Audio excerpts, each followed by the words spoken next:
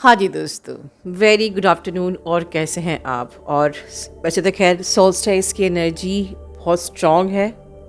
आज 20 तारीख है और मैं सीधी बात करूँगी क्योंकि मुझे बहुत सारी ऐसी एनर्जीज़ अंदर से बाहर रिलीज़ होना चाह रही हैं जो कि मैसेज आप तक पहुँचना चाहिए। जैसे कि मैंने पिछली बार प्रॉमिस भी किया था कि मैं अगली चैनलिंग डीएमओ डीएफ एनर्जीज़ पे करूँगी।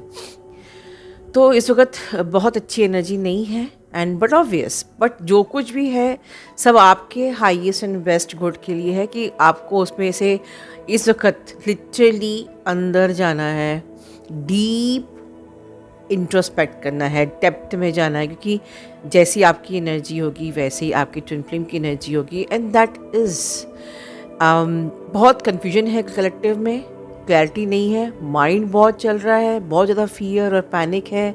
सेक्शुअल एनर्जी भी है। सेक्शुअल एनर्जी में सबसे बड़ी बात, सेक्शुअल एनर्जी में आप अपनी एनर्जी लीक कर रहे हैं, जो बिल्कुल ना करें।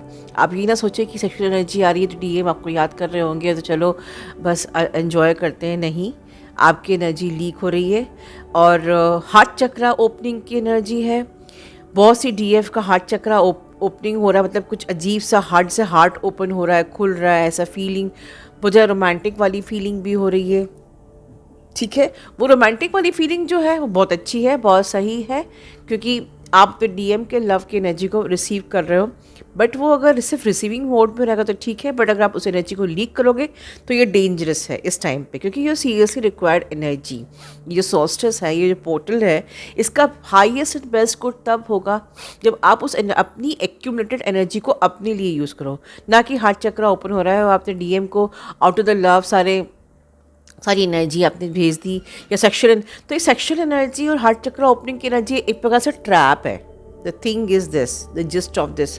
ठीक है, खैर ओवरऑल तो अभी जो डीएफ एनर्जी है उसकी, चाहे आप किसी भी जर्नी की स्टेज में हो, चाहे आप इन द बिगनिंग, चाहे आपकी बातचीत हो रही है, चाहे आप नो कॉन्टैक्ट जोन में हो, चाहे आपका ट्विन फ्लेम बहुत ही साइलेंट है या आप यूनियन में नहीं हो, ब्लॉक्ड, सबकी एनर्जी कुछ ऐसी है मिक्स्ड वाली। जैसे कि कुछ डीएफ हैं जो कि अब जर्नी को छोड़ के भागना चाहती हैं, रन करना चाहती हैं। कुछ डीएफ्स ऐसी हैं जो कि अपने डीएम को जज कर रही हैं कि यार मुझे नहीं लगता कि जितना मैं प्रेम करती हूँ, जितना मैं इस जर्नी के लिए डेडिकेटेड हूँ, मैं हर पल और हर क्षण अपने डीएम को याद करती हूँ, वो मुझे याद करता होगा कि नहीं। चाहे कितना भी शेयर फील आपने सुना है, बट या मे बी जिन्होंने शेयर फील बिल्कुल भी नहीं लिया है उनकी तो अभी इस वक्त हालत ही ख़राब है, क्योंकि वो अभी उनके मन में ये क्वेश्चन है कि क्या वो मुझे प्यार करता है, क्या वो मुझे याद करता है, मैं ही क्यों एफर्ट दे रही हूँ, कब हमारा यूनियन होगा कि नहीं होगा, या क्या मुझे मूव ऑन कर लेना चाहिए, क्या डीएम मुझे प्यार करता है नहीं करता है, क्या वो थर्ड पार्टी में, अनगिनत थर्ड पार्टी में है तो मैं क्या करूं, मैं कैसे उसको छुड़ाऊं। ऑल दिस क्वेश्चंस जिन्होंने शेयर फील्ड में नहीं लिया है वो तो फंसे ही हुए हैं, मतलब वो इसी टेंशन में फंसे हुए हैं कि थर्ड पार्टी है, वहाँ पर वो बहुत ज़्यादा खुश है, वो वहाँ पर वो तो और ग्रो हो रहा है, तो मैं अपने मूव ऑन कर जाती हूँ, मैं सोलमेट को चूज़ कर लेती हूँ। मतलब क्योंकि उनको क्लैरिटी तो है ही नहीं जर्नी की, उनको तो पता ही नहीं है जर्नी का डिटेल्स कि ये जर्नी एग्जैक्टली क्या है। ठीक है, तो ये जो आप एनर्जी मेरे अंदर से फील कर रहे हो, यही एनर्जी आपकी है। और आप अगर इस एनर्जी में हो तो बिल्कुल भी आपके डीएम आपकी एनर्जी फील्ड में कैसे आएंगे डियर। क्लैरिटी लेके आओ अपने अंदर, जो आपके मिथ्स हैं जर्नी को लेके, अपने डीएम को लेके, उस मिथ को ख़त्म करो, ब्रेक करो। राइट, शेयर फील्ड में सब बताया गया है कि आपके डीएम आपको प्यार करते हैं कि नहीं, आपकी जर्नी वो आप लोग एक होगे कि नहीं, वॉट एवर। तो मैं हर चीज़ यहाँ पर रिपीट नहीं कर सकती हूँ ना, 7 चैप्टर्स यहाँ पर एक हाफ सेशन में मैं एक्सप्लेन नहीं कर सकती। बट आपकी एनर्जी में यही है कि जैसे कि अब उम्मीद ही ख़त्म हो गई है। अब लाइक चाहे डीएम आपकी लाइफ में है तब भी होप नहीं है, चाहे डीएम की लाइफ में नहीं है तब भी होप ही नहीं है। लाइक ऐसा लग रहा है जैसे कि वो यार बात तो करते हैं पर कब तक ऐसा चलेगा, मतलब किसी भी हालत पे खुशी नहीं है। कब तक ऐसा ही चलता रहे, कब तक वो कमिटमेंट देंगे, कब तक हम लोग की जो जर्नी है बहुत ज़्यादा एक कहते हैं एक सही ट्रैक पे आएगी, जहाँ कांस्टेंट हमारा कम्युनिकेशन चलेगा, रोमांस होगा, आगे फ्यूचर के बारे में बातें होंगी। और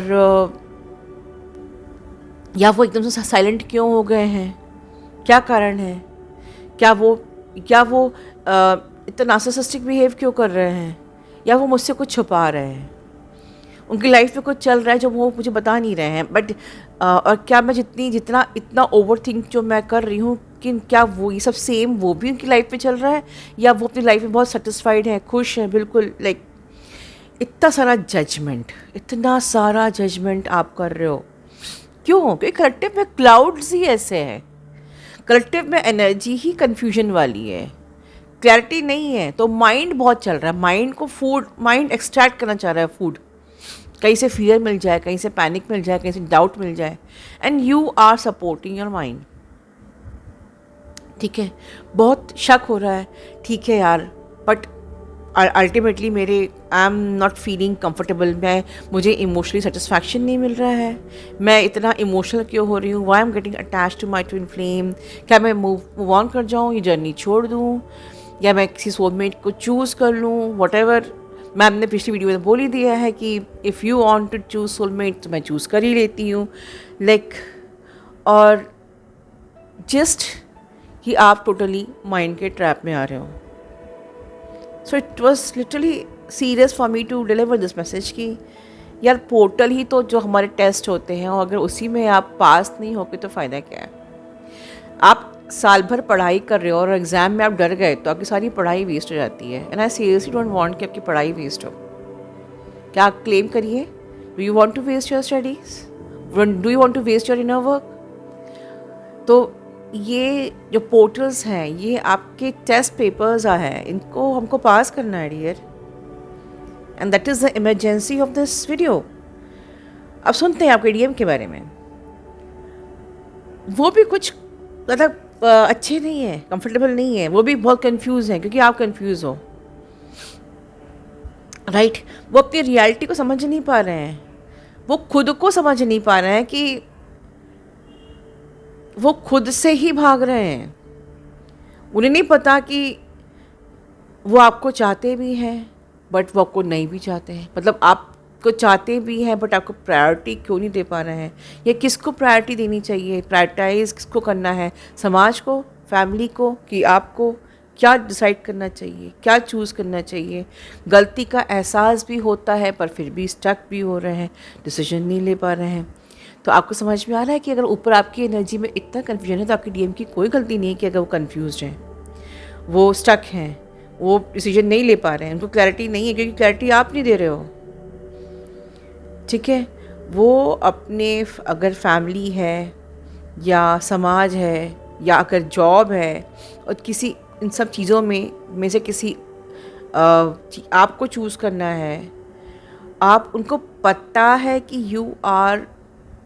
आप उनकी नेसेसिटी हो, बिकॉज आप सेम सोल हो नहीं पता है, लेकिन आप उनकी बहुत बड़ी ज़रूरत हो, पता है। बट एक समाज का लेबल होता है ना कि हम प्रायोरिटाइज किसको चीज़ को करते हैं, जो हमारे सगे होते हैं, जो हमारा ब्लड रिलेशन होते हैं, जो या तो पैसा हो गया या समाज हो गया। हमको समाज ने एक प्रोग्रामिंग डाल दी है कि आपको लेबल किस हिसाब से करना है, समाज, फैमिली, पैसा, आपके ब्लड रिलेशन। तो डीएफ जो सबसे इम्पॉर्टेंट है वो सबसे लास्ट में रह जाती है। बहुत दुख की बात है ना, बट ओवरऑल फिर भी they are trying to balance their energy, they trying to stable themself. तो the gist of this channeling क्या है कि डीएफ जितनी जल्दी आप खुद को स्टेबल करोगे, जितने ज़्यादा आप अपने ही डाउट से बाहर निकलोगे, जितने ज़्यादा आप अपनी ओवर थिंकिंग से बाहर निकलोगे, जितने ज़्यादा आप बैलेंस के स्टेट में आओगे, आप अपनी डिवाइन गॉडेस एनर्जी में आओगे, एंड सब उससे बढ़ के जितनी जल्दी आप ये चूज़ करोगे कि डीएम आए या ना आए, डीएम रिएक्ट करे ना करें, I am choosing this journey, I am choosing to get awaken first and become the divine goddess. I am choosing to serve Mother Earth, right?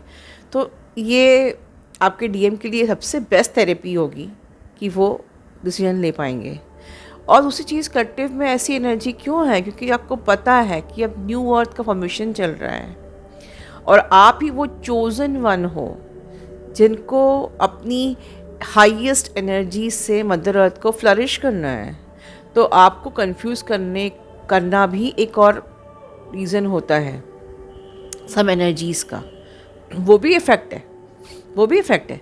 तो जितना ज़्यादा हमारा गोल स्ट्रॉन्ग होगा कि हमको कहाँ पहुँचना है, जो मैं 19 से बोलती आ रही हूँ, एक बात, चिड़िया की एक आँख।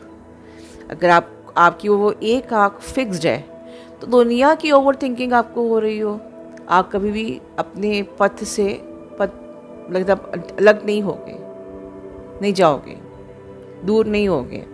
कितने भी समाज आपको पेरेंट्स कुछ बोल रहे हो, कितनी भी डिफ़िकल्टीज़ लाइफ में आ रही हो, व्हाटएवर, कितने सोलमेट्स ट्रैप हो रहे हो, क्योंकि हाँ इस वक्त सोलमेट ट्रैप्स भी हैं, हो रहे हैं, चल रहे हैं साथ में, कि किस प्रकार से आपको जर्नी से अलग किया जाए। तो ओवरऑल सब कुछ पोर्टल में ही होता है। तो आपको समझना है कि अगर पोर्टल में ही होता है, मतलब इट इज़ बट क्लियर कि हमें ये एग्ज़ाम पास करना है, हमको डिफ़िकल्टीज़ दी जा रही हैं, हम जर्नी में जिस भी मोड़ पे हैं उस हिसाब से हमारे एनर्जी लेवल्स क्या हैं, उसके हिसाब से हमें डिफ़िकल्टीज़ दी जा रही हैं, उसको सामना करना है। जैसे ही पोर्टल जाएगा सब चीज़ ठीक हो जाएंगी। No sexual energy, no emotional energy, no heart chakra opening, कुछ नहीं। देखिए फिर फ़ायदा क्या होगा, आप अपनी जर्नी को लूज़ कर दोगे, आपका प्रमोशन नहीं होएगा आगे नेक्स्ट लेवल पे, आप शिफ्ट नहीं होगे, आप अपग्रेड नहीं होगे। सो बी केयरफुल, ठीक है। और दूसरी चीज़ मैंने कल कमेंट्री में भी लिखा था, ये टाइम मैनिफेस्टेशन का भी है।